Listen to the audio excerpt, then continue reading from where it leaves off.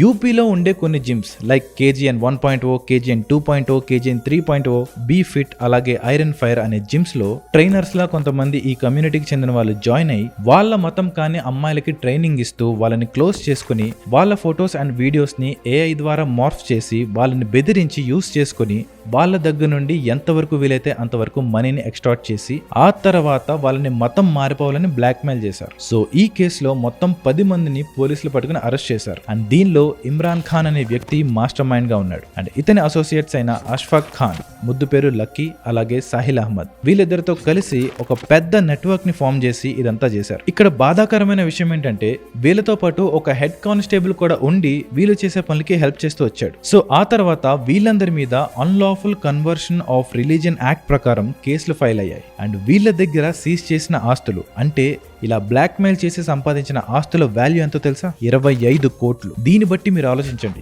ఎంత మంది ఆడవాళ్ళు దీనికి బలై ఉంటారు అని, అండ్ వాళ్ళు ఎంత నరకం అనుభవించుంటారు అని, దీనివల్ల ఎన్ని కుటుంబాలు నాశనం అయి ఉంటాయి. సో ఇదే pattern and same networking styles ని ఇప్పుడు ఫేమస్ టీసీఎస్ లో కూడా వాడడం జరిగింది. అండ్ ఈ లవ్ జిహాద్ కేసెస్ అనేవి హైదరాబాద్ నుండి ఆల్ ఓవర్ ఇండియా మనం రోజుకి కొన్ని వందల కేసెస్ ని వింటున్నాం. ఇది చిన్న ప్రాబ్లం అయితే కాదు. అండ్ టీసీఎస్ లో జరిగింది కూడా ఒక మియర్ హెరాస్మెంట్ కేసు అని మాత్రం దీన్ని కొట్టి పడేయలేం.